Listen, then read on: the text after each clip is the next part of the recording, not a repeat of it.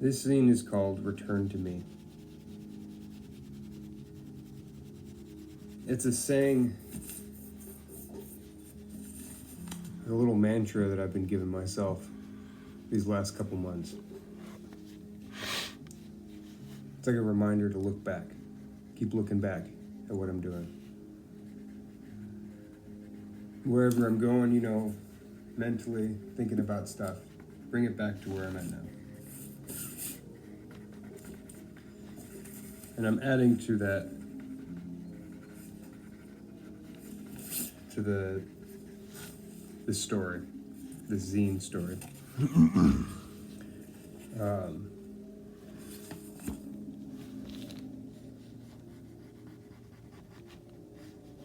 So here we got so far. Just another dream. At times I want my life to all make sense, where everything goes into the right places. But let's be honest here.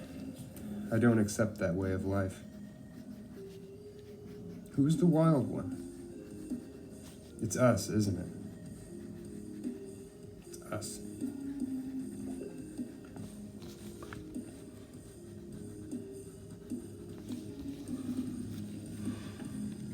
So I know that these things are all over. We'll keep reading. What did you do?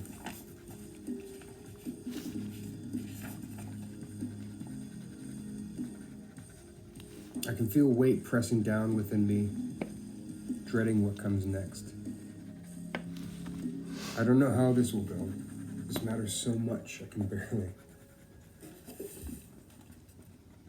This is all happening within me. You see, I've had this dream one time, and it left a mark on me. I thought I could make this sacrifice.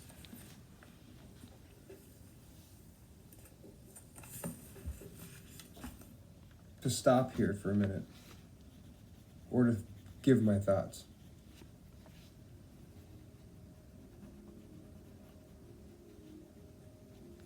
Framing a thing is so important, isn't it? When I think of a sacrifice,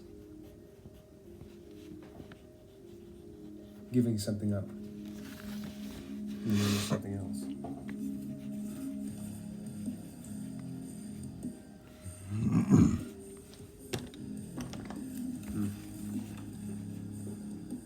The dream. I'm sorry, I've cursed us, I've cursed you. My father is on his knees pleading, but it doesn't feel like he's speaking to me. He's pulling at me, but his attention is elsewhere. I'm sorry, son, I'm sorry. I didn't want this. I don't want this. I'm sorry, I've cursed us. I've cursed us all. I thought this was the right thing to do. This isn't the right way. My focus shifts to the window and what's outside at the edge of the woods. The negative one. A severed goat's head laying next to its body. The eyes are very much alive, looking at me as if to tell me something. There I am. There I am.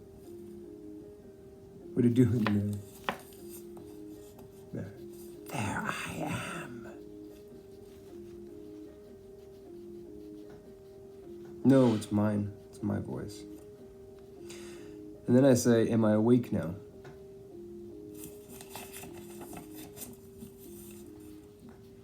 And here I write, the old way is telling me to take up my burden and offer it up to the wild one. Here's that wild one again.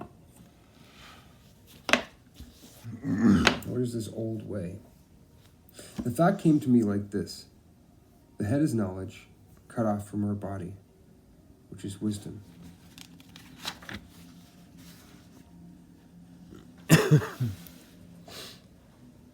And so if we're to say this head cut off from the body, the head is what? The offering, the burden? And we're offering it up to the wild one? I'm curious. There's pieces here don't make sense to me. And yet my mind's trying to put it all together. And so I continue. Look beyond the head. The old way is not me. It is the spirit of man long before I was born. The part of me that came before to cut off our head. And we think of the Father here. Separate our consciousness from our limited body and connect our consciousness with our spiritual body. So here I write, limited, I'm assuming being this physical body, but maybe it's also like the beliefs, the way how we view ourselves, how we believe ourselves to be. Not the actual body itself, but the idea of who we are. And spiritual, I think of as energetic, not tied to a physical body, but how it's like connected to a bigger world, bigger life. I don't know. Let's see if I figure it out. And then I write, and that's when the curse made sense to me. My father, that older part of myself, did what he believed was right, which was to try cutting off all the bad parts, until all that was left of him was his severed head, unable to do anything, trapped for years. So this tells how I got the head. And it's quite a jump, actually, from saying the father cut his own head, but cut his own parts off of him. When I think of this is happening within me, saying that older part of myself started cutting away at myself, trying to get rid of all the parts that were bad and ended up just stuck in your own head, unable to act out anything left in the body. Okay, and here I go on. What if our consciousness knew it needed to go through a metamorphosis? But our father didn't know that, and so he thought it was him who severed the head from the body. Consciousness being different than my father, I suppose. Maybe we'd liken it to my father being my ego, like my identity, the thing that makes sense, and orients and arranges itself. Says this is true, this isn't true. And so maybe there's a different higher order of me, some higher order part that had all of this in play. Who fucking knows? Well, whoever our father is, he's laid out a burden at our feet and we're meant to carry it. That may be true.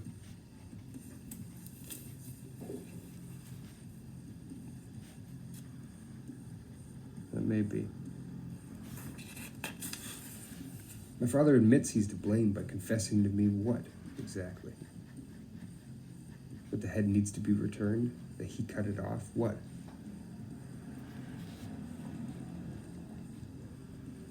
That's his fault. This is even happening. And then I write, this all has to do with us returning to our wild nature, our beast, our iron John, to life itself. Well, that seems true.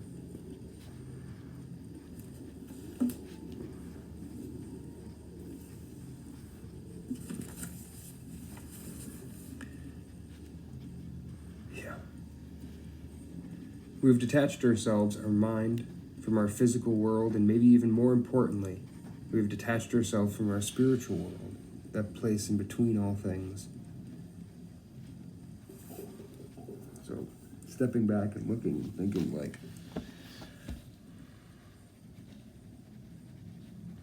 how my mind's trying to make sense of the relationship between my past self, my present self, and my future, and like the relationships between our actions, and how do I change, and how do I let go and move forward. It's all symbolic gestures, and it's all very vivid images. And I don't know how to make sense of it, and so my brain's going in all these different directions. It really is fascinating.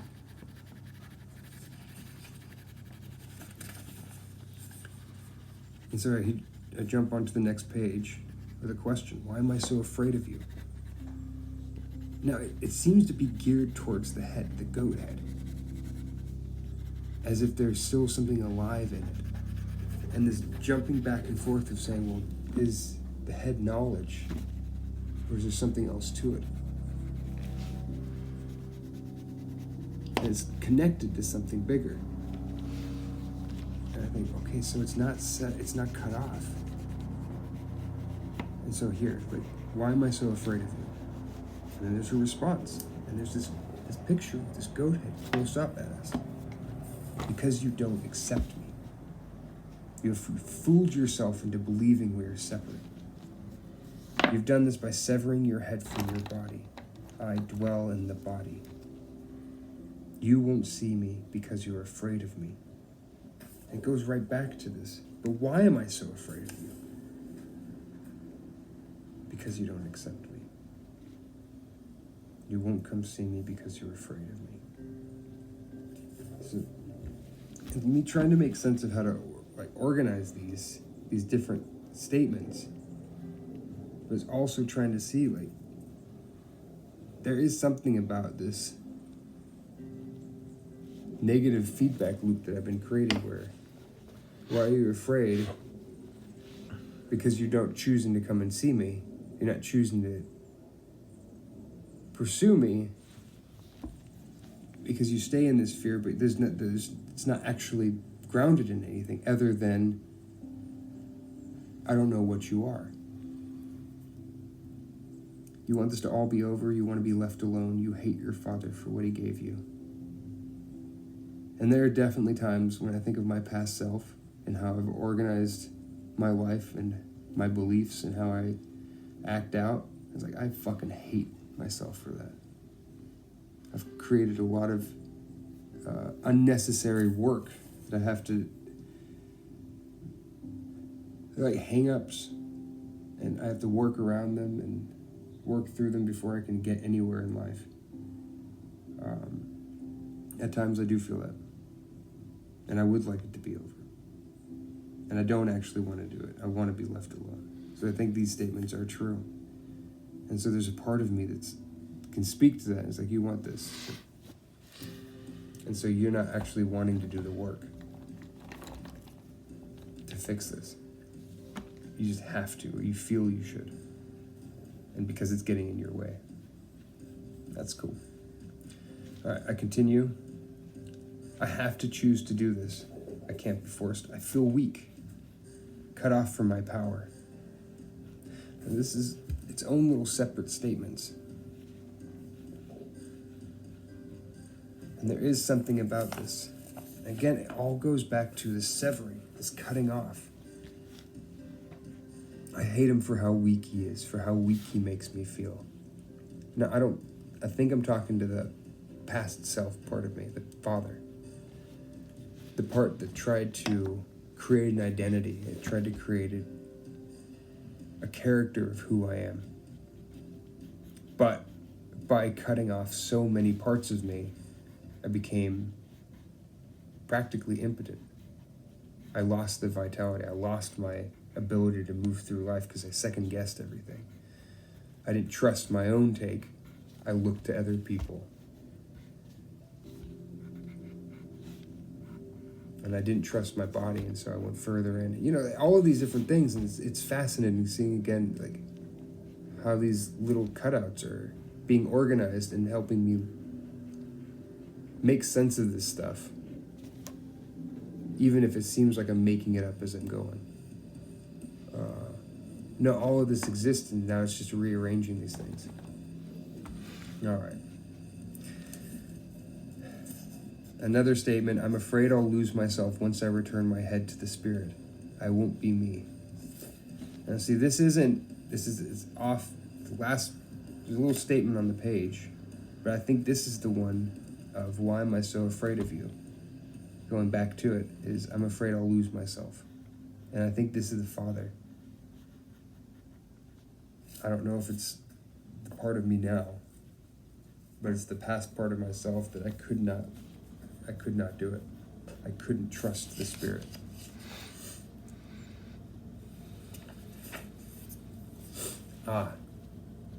So you aren't different from your father. There you go. This is the next page.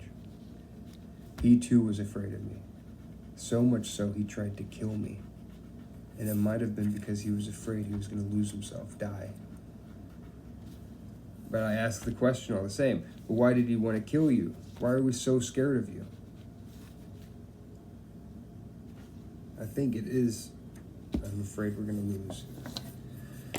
Here I write, you've not prepared yourselves to accept me, and so you reject me each time I enter you. In response, what do you mean prepare? You mean clean up as if you are a guest coming over? I am no guest. I am wild, waiting to incarnate you. And this speaks directly to a fear of losing control. When I think of wild taking over, I can't control it. I don't know where it's going to go. And I've seen my impulsiveness. I've seen that spirit come out, and it's powerful as shit. And I fucking love it. But yeah, it comes with this recklessness. In the moment, just, it's going to do a thing. Even if it's wrong, it's fine. And in a lot of those moments it is, but it has repercussions, and I don't think things through. I feel them out. So I've never let it out. You know, like I've never lived my life that way. I've had moments where it comes out. And so I think what it's saying is it's going to take over. And that's the part that I'm afraid of.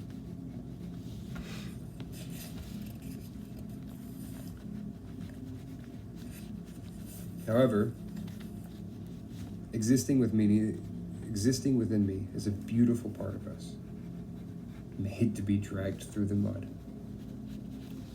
That's how I wrote it.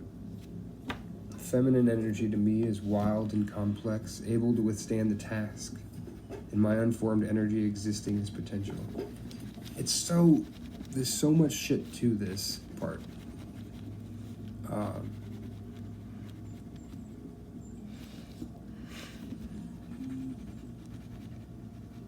When I look at the different energies inside of myself, if I think of them as masculine and feminine energies,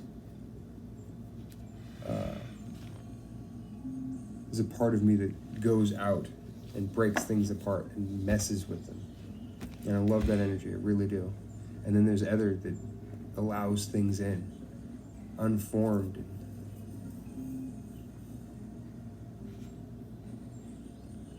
I don't know, I wouldn't actually call it, this is what women experience, because I don't fucking have a clue. Like, this is how they would, like, organize their thoughts or energy and say, yeah, this is how I live my life. No, it's meant to be the contrast to this other form of energy. But yeah, I think of it as potential. Whereas the other one is not cut and dry, but it's segmenting things, it's compartmentalizing, it's cutting and controlling.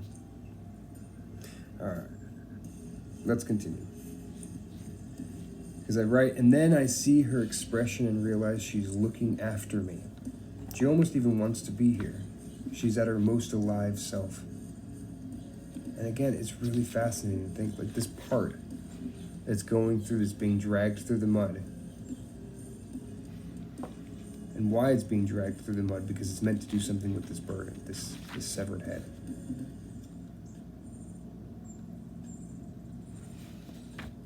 That this is the part that's the most suited for this job. Because what it's doing is it's,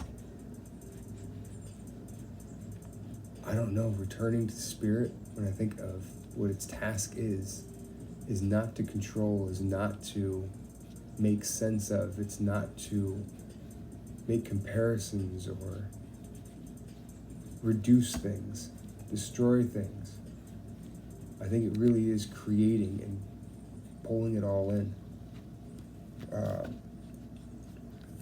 So I thought of I wrote unfolding origami or changing states, like liquid states into gas states or solid states. But you can move between these. And right, yes, this beautiful woman covered in mud, she is my mother. I came from her, my father, all of these different things. How I'm trying to make sense of it is it's interesting. And I write, she holds on still, while I'm still holding onto the head, unwilling to let go. But what I found is I don't really like this part of me that's unable to let go. And in response, but it's you, child, that won't let go. You're the part. And it's these moments where it hits me and I realize it's me. This awareness, this person speaking right now. The burden's on me. My head's in my hands.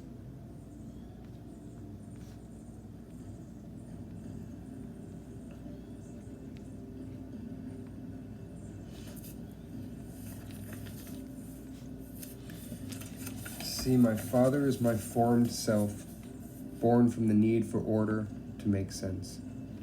My mother is my latent energy.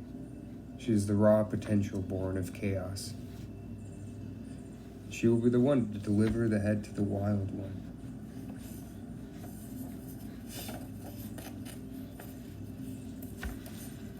Their play is happening inside of me even now as I write this. My father trying to cut and fit while my mother leans into life with no need to control. And so it is, these dynamics, this interplay in between me. I call it whatever I want. It's what I wrote down and what I put into this zine is mother and father, these energies. And think they're the ones that came before me. And there's a larger energy that is making its way into me. And I'm preparing myself for it. I'm laying it out. And one of the ways to do it is to return or to let go of the head. It's to let go of the burden of my father, the curse of my father. And I think that's what it's saying. I think it's saying you don't have to do anything. Your energy will hold on to it forever. Part of you will hold on to this thing forever. And if you choose, you can let go of it. And spend this time instead preparing for the wild one to come. Because he's right. Like, none of this is separate.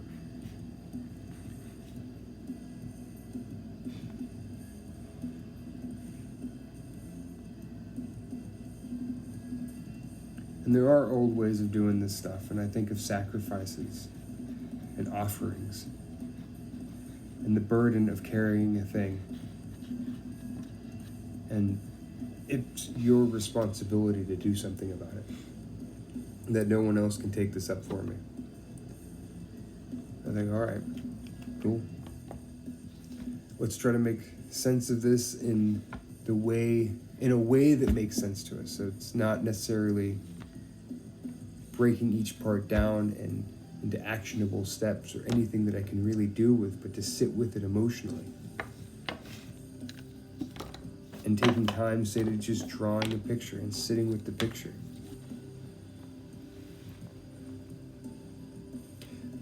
So I close with a Slipknot song, 19. With my face against the floor, I can't see who knocked me out of the way. I don't want to get back up, but I have to. so it might as well be today. Nothing appeals to me. No one feels like me. I'm too busy being calm to disappear. I'm in no shape to be alone.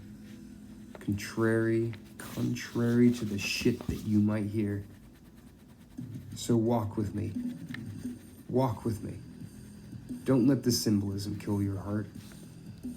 Walk with me. Walk with me. Just like we should have done right from the start. Walk with me. Walk with me. Don't let this fucking world tear you apart.